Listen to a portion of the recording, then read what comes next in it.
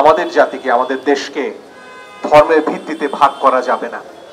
খুনির কোনো ধর্ম থাকে না। ধর্মীয় এবং ধর্মের নামে সহিংসতা বাংলাদেশের মাটিতে কোনোভাবেই হতে দেয়া যায় না। বাংলাদেশে উগ্রবাদীদের কোনো ঠাঁই হবে না। সাম্প্রদায়িক দাঙ্গাকে আমরা না বলছি, এটা নাই থাকবে। আমরা সবাই মিলে পারি এই খেলা রুখে দিতে। এই রুখে দেওয়া প্রয়োজন আমাদের ভাই আলিফের সন্তানটির জন্য, যে সেদিনও এই পেছনের বাগানটিতে ঘুরে গেছে তার বাবার সাথে। সে আর কোনোদিন তার বাবার হাত ধরে ঘুরে বেড়াবে না সত্য, কিন্তু তার জন্য একটা সুন্দর দেশ আমরা সবাই মিলে গড়ে তুলতে পারি। এবং সেজন্য আমাদের সবাইকে ঐক্যবদ্ধ থাকতে হবে উগ্রবাদের বিরুদ্ধে, সেটা ধর্মের নামে হোক আর যে নামেই হোক না কেন। উগ্রবাদকে ঠেকাতে হবে প্রেম দিয়ে, ভালোবাসা দিয়ে, সবাই একসাথে হাতে হাত ধরে আমাদের প্রত্যেকের পাশে সবাইকে দাঁড়াতে হবে, যাতে আমরা আমাদের নতুন দেশটা গড়তে পারি আমাদের ভাই আলিফের সন্তানের জন্য। অনেক ধন্যবাদ সবাইকে। ভাই, একটা প্রশ্ন ছিল আপনাকে। এই যে ঘটনাটা ঘটেছে চট্টগ্রামের, যে বিচ্ছিন্ন ঘটনাই বলে আমরা বলছি, এই ব্যাপারে সুপ্রিম কোর্ট থেকে কোনো ধরনের কোনো ব্যবস্থা নেওয়ার আইনজীবী পরিষদের মাধ্যমে কোনো সুযোগ আছে কিনা বা আপনারা নেবেন কিনা? সরকারের তরফ থেকে কিছু অভিযানের কথা আমরা দেখছি, গ্রেফতারের ঘটনা দেখছি। আমরা সরকারের উপর আস্থা রাখতে চাই, আমরা বিশ্বাস করতে চাই তারা তাদের ভুলগুলো থেকে শিখবেন। এখানে স্বরাষ্ট্র মন্ত্রণালয়ের অনেক কিছু করার ছিল। এর আগে কলেজগুলোতে যা ঘটেছে সেটিও ঠেকানো যেত। এখানে পুলিশ কোন ভূমিকায় ছিল, কেন এগুলো তারা ঠেকাতে পারছে না, সে প্রশ্নগুলোর উত্তর আমরা চাই।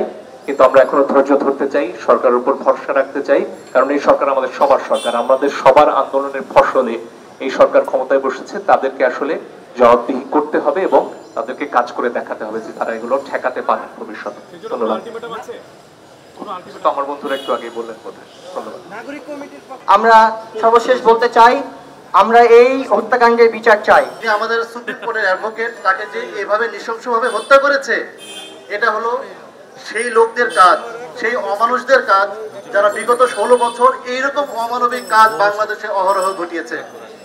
যাদেরকে প্রতিহত করার জন্য জুলাই আগস্টে আমাদের ছাত্র জনতা, হাজার হাজার ছাত্র জনতা তাদের রক্ত ঢেলে দিয়েছে, হাজার হাজার ছাত্র জনতা তাদের হাত হারিয়েছে, পা হারিয়েছে, চোখ হারিয়েছে। যে সম্প্রীতির বাংলাদেশের আশায় আমরা এই রক্ত ঢেলেছি, যে হাত হারিয়েছি, পা হারিয়েছি, সেই সম্প্রীতিকে নস্যাৎ করার জন্যই এই দাঙ্গার কাঠ খেলা হচ্ছে।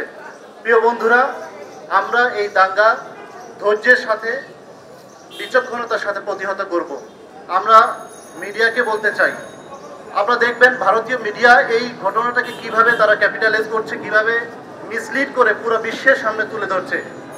আমি বাংলাদেশের মিডিয়াকে বলতে চাই, এই দেশের জন্য আপনারা নেমে পড়ুন, আপনারা ওদের যেই মিথ্যা সেটা তুলে ধরুন, ফ্যাক্ট ফাইন্ড করুন, সত্য তুলে ধরুন, বাংলাদেশকে বাঁচান, বাংলাদেশের সার্বভৌমত্বকে বাঁচান। এবং আমি সরকারকেও বলতে চাই, 24 ঘন্টার মধ্যে যদি এই নরহত্যাকারী, এই নরপশুদের গ্রেফতার না করা হয়, তাহলে বাংলাদেশ সামনে আরো একটা ভয়ঙ্কর আন্দোলন দেখবে, যে আন্দোলনে সকল অন্যায় আমরা ভাসিয়ে দেব।